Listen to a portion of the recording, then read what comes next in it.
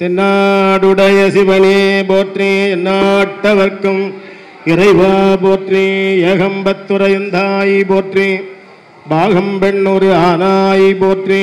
காவாய் கனகத்திரளே போற்றி, கைலை மலையானே போற்றி போற்றி. முருகப்பெருமான் திருவடிகள் போற்றி போற்றி. திருப்போரூர் பெருமான் திருவடிகள் போற்றி போற்றி. தந்தை தாயாவானும் சார்கதியங்காவானும் அந்த மீளா இன்ப நமக்காவானும் எந்த நுயிர் தானாகுவானும் சரணாகுவானும் அருட்கோணாகுவானும் குரு அருட்குருநாதர் சோமசுந்தர நாயகர் திருவடிகள் போற்றி போற்றி. அருட்குருநாதர் மறைமலையடிகள் மலரடிகள் போற்றி போற்றி. அருட்குருநாதர் அழகரடிகள் அடியினைகள் போற்றி போற்றி. அருட்குருநாதர் ஆடலர் செய்யா திருவடிகள் போற்றி போற்றி. திருக்கழுக்குன்றில் செல்வா போற்றி. பொறுப்பமர் பூவனத்து அரணே போற்றி. காவாய் கனகத்திரளே போற்றி. கைலை மலையானே போற்றி போற்றி. வெற்றிவேல் முருகனுக்கு அரோகரா. பேரன்பு கொண்ட பெரியோர்களே, தாய்மார்களே, குழந்தைகளே, உங்கள் எல்லோருக்கும் என்னுடைய பணிவார்ந்த வணக்கங்களை அன்போடு தெரிவித்துக் கொள்கிறேன். அமைதியாக இருக்கிற நீங்கள் இன்னும் அமைதியாக இருந்து இந்த சொற்பொழிவு முடிந்து ஆராதனை நடைபெறுகிற வகையில் அமைதியாக இருக்க வேண்டும் என அன்போடு கேட்டுக்கொள்கிறேன். அருமையான இந்த நாள் மாசி மாதம் கிருத்திகை நாள், முருகப்பெருமானுக்கு உகந்த நாள்களிலே இந்த நாளும் ஒரு நாள். அந்த அப்படி அருமையான இந்த நாளில் அவர் எழுந்தருளி அருள்வாளிக்கின்ற அருமையான இந்த திருத்தலத்தில் மோகனவேல் ஐயா அவருடைய நினைவாக அந்த திருச்சபையின் சார்பில் 3வது ஆண்டாக முருகப்பெருமானை எழுந்தருளச் செய்து வேள்வி வழிபாடுகள் செய்து நல்ல சிறப்பு திருமஞ்சம் எல்லாம் செய்து இப்பொழுது அலங்காரம் நடைபெறிருக்கிற நிலையிலே கந்தன் கருணை என்ற தலைப்பில் அருமையான ஒரு சொற்பொழிவை ஏற்பாடு செய்திருக்கிறார்கள். அருகே தந்திருக்கிற உங்கள் அத்துணை பேரையும் வருக வருக என்ற அன்போடு வரவேற்று, இறைவன் உருவமில்லாதவன், அவனுக்கு உருவம் கிடையாது, ஒரு நாமம் ஓருருவம் ஒன்றும் இல்லாதவன். ஆனாலும் அவனுக்கு நாம் 1000 திருநாமம் சொல்லி போற்றுவது நம்முடைய மரபு. அதே போல நானாவித உருவாய் நமையாழ்வான் என்றும் நம்முடைய தேவாரம் சொல்லுகிறது. பல பல வேடமாகும் பரன்னாரி பாகன், அவனுக்கு உருவம் இல்லை, ஆனால் பல உருவங்கள் இருக்கின்றன. இது கொஞ்சம் எதிர்மாறாக தெரியும். உருவமில்லாத ஒன்றை நம்மால் பற்ற முடியாது. உருவமற்ற இறைவனுக்கு உண்மையானவன் என்று ஒரு சமயம் சொல்லுகிறது. உருவம் இல்லாத ஒன்றை ஒரு மனம் பற்ற முடியாது. ஆகையினாலே உருவமில்லாத பெருமான் உருக்கொண்டு இறங்கி வருகிறான் நமக்கு அருள் செய்வதற்காக. அப்படிப்பட்ட அந்த பெருமான் இயல்பாக 5 முகங்கள் கொண்டவன்.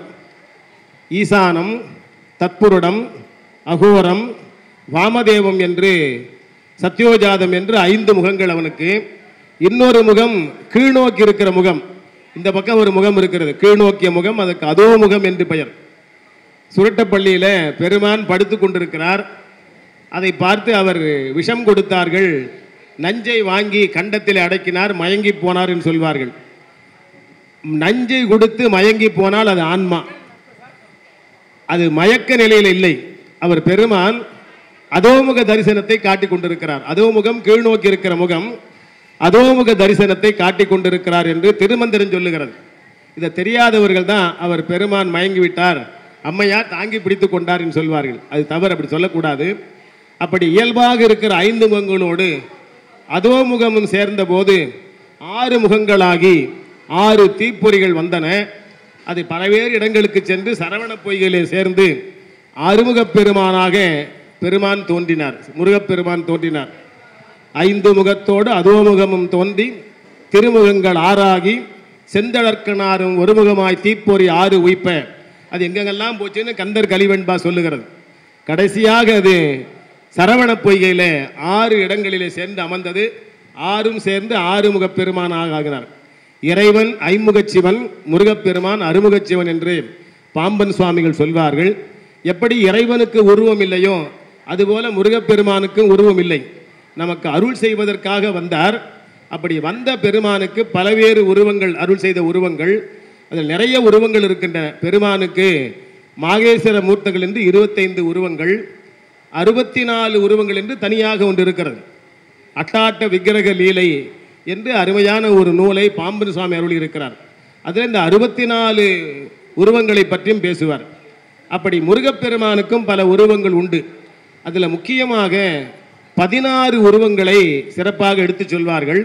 அந்த 16 உருவங்கள் பெயரை மாத்திரம் சொல்லி நான் நம்முடைய புனவாசல் சிவமாதவன் அவர்கள் கந்தன் கருணை பற்றி எல்லாம் எடுத்துரைக்க நான் வழிவிட்டு விடுவேன் சொல்லிக்கொண்டு, அப்படி ஐமுகச்சவனாக இருக்கிற பெருமானால் தோற்றுவிக்கப்பட்ட அருமுகச்சவனாக இருக்கிற முருகப்பெருமானுக்கு ஞான வேலை கொண்ட முருகனுக்கு ஞான சக்திதரன் என்று பெயர். திருத்தணியில் இருக்கிற பெருமான் ஞான சக்திதரன். அதே போல கந்து என்றால் ஆயுதம், கந்து என்றால் கட்டி வைப்பது என்று சொல்வார்கள். ஆனால் கந்து என்பதற்கு தண்டாயுதம் என்று பொருள் இருக்கிறது. அதை தாங்கி இருக்கிற பெருமான் கந்த சுவாமி. அடுத்து 6 முகம் 12 கரம் தெய்வ யானையோடு காட்சி அளிப்பவர் தேவசேனாபதி. அடுத்தது முதன்மை தேவர் என்று போற்றப்படுகின்ற சுப்பிரமணியர். அடுத்து களிரூர்தி முருகன். பொதுவாக முருகப்பெருமானுக்கு மயில் தான் வாகனம் என்று சொல்வார்கள். அப்படித்தான் பல பேர் நினைத்து கொண்டிருக்கிறோம். மயில் பின்னால வந்தது, அதற்கு முன்னாலே அவருக்கு யானை தான் வாகனமாக இருந்தது. நீங்கள் மயிலாப்பூருக்கு சென்றீங்கன்னா அங்கே முருகப்பெருமானை பார்த்தீங்கன்னா முன்னாடி யானை வாகனம் இருக்கும். இப்படி பழமையான தலங்களில் யானை வாகனம் இருக்கும். அது யானை வாகனன், அதனை களிரூர்தி பெருகன் என்று சொல்வார்கள். அடுத்து 6வதாக சிவபெருமானின் 5 முகத்தோடு அதோமுகம் தோன்றி 6 முகங்களாகி 6 பொறிகள் வந்து சரவண பொய்கையிலே உதித்ததனாலே சரவணபவன், 6 கார்த்திகை பெண்களாலே வளர்க்கப்பட்டதனாலே கார்த்திகேயன், உயிர்களின் மலப்பிணிப்பை நீக்குகிற பெருமானாக இருப்பதனாலே குமாரன், வேறு வேறு தெய்வங்களுக்கும் இல்லாத வகையில் முருகப்பெருமானுக்கு மட்டும்தான் 6 முகம், அதனால் அவன் 6 முகன் சண்முகன் என்றும் சொல்வார்கள். அப்புறம் தாரகாசூரன், சூரபதுமன், சிங்கமுகாசூரன், தாரமுகன் என்று தாரகன் என்று 3 பேர். அதில் இந்த சூரனையும் சூரபதுமனையும் சிங்கமுகனை விட வல்லமை பெற்றவன் தாரகன். அவனை அழிப்பது அவள் எளிதல்ல, எதிரே வருவர்களை மயக்கி அவரை வென்று விடுவான். அப்படிப்பட்ட அந்த தாரகனை வதம் செய்து அவனுக்கு அருள் செய்த காரணத்தினாலே தாரகாந்தன் என்று முருகனுக்கு ஒரு பெயர் உண்டு. அது ஒரு தனி உருவம். இதெல்லாம் சில கோயில்கள் இருக்கின்றன. அடுத்து வீரர்களுக்கெல்லாம் வீரனாக, வீரர்களுக்கெல்லாம் தலைவனாக விளங்குபவன் சேனாபதி என்ற பெயரிலே முருகனுக்கு ஒரு உருவம். அடுத்தது பிரமனிடம் ஓம் எனும் பொருளுக்கு சொல்லுக்கு என்ன பொருள் என்று கேட்டபோது அதுக்கு தெரியாது விழித்த பிரமனை தலையிலே குட்டி சிறையில் அடைத்த பெருமான் பிரமகாந்தன் என்று பெயர். அடுத்து வள்ளியை மனம் புரிந்தனாலே வள்ளி கல்யாணன் என்று ஒரு பெயர் என்று ஒரு உருவம் இருக்கிறது. இப்படியெல்லாம் அடுத்து கிரவுஞ்ச பேதனன், கிரவுஞ்ச மலை, அதுதான் அந்த அசுரர்கள் வாழ்ந்த இடம். அந்த மலையை அழித்ததனாலே கிரவுஞ்ச பேதனன் என்று ஒரு பெயர், அந்தபடி உருவம். நிறைவாக 16 உருவங்களில் அதை பற்றித்தான் சிறப்பாக குமார சம்பவம் என்ற நூலிலும் தத்துவ குமாரர் தந்தனம் என்கிற நூலிலும் வடமொழி நூல்களிலெல்லாம் அதில் இந்த உருவங்கள் எல்லாம் சொல்லப்பட்டிருக்கின்றன. மேலும் சில உருவங்கள் இருக்கின்றன. ஆனால் இந்த 16 உருவங்கள் சிறப்பாக போற்றப்படும். நிறைவாக மயிலை வாகனமாக கொண்டிருக்கிற சிகிவாகனன் என்ற வகையில் 16 உருவங்களை கொண்ட பெருமானை நாம் அந்தந்த இடங்களிலே அதற்கென்று சில தலங்கள் இருக்கின்றன. அதையெல்லாம் வாய்ப்பு நேருகிற போது சென்று பார்த்து வணங்கி எல்லாம் வல்ல சிவபெருமானுடைய திருவருளையும் அவனுடைய 6 பொறிகளிலே 6 முகத்திலிருந்து தோன்றிய அருமுகச்சிவனுடைய திருவருளையும் பெற வேண்டும் என்று உங்கள் எல்லோரையும் வாழ்த்தி, அருமையான இந்த நேரத்தில் எளியேனும் இங்கே வந்து கலந்து கொள்ள வேண்டும் என்று விரும்பிய நம்முடைய பேரின்பு ஜோதி உள்ளிட்ட அன்பர்களுக்கு என்னுடைய நெஞ்சார்ந்த நன்றியை நிறைவான வகையில் தெரிவித்து உங்கள் அனைவரையும் வாழ்க வாழ்க வாழ்க என்று வாழ்த்தி, நம்முடைய அன்பு செல்வர் மாணவ செல்வர் திருவாளர் புனவாசல் அருமையான தலம், நம்முடைய பாடல் பெற்ற தலங்களில் பகுதி பகுதியாக பிரித்தார்கள். அதில் நாம் இருக்கிற பகுதி தொண்டநாட்டு பகுதி 32 தலங்கள். அதுக்கப்புறம் பக்கத்தில் தோணிங்கன்னா நடுநாடு வரும் 22 தலங்கள். அப்புறம் சோழ நாடு காவிரியினுடைய வடகரையில் சில தலங்கள், தென்கரையில் சில தலங்கள் என்று இருக்கும். அது மொத்தம் 190 தலங்கள். வடகரையில் 67, தென்கரையில் 123 இருக்கும். அதுக்கப்புறம் கொங்கு நாடு 7 தலங்கள். அப்புறம் பாண்டிய நாடு வரும். அதில் 14 தலங்களில் ஒன்று திருப்புனவாசல் என்கிற தலம்.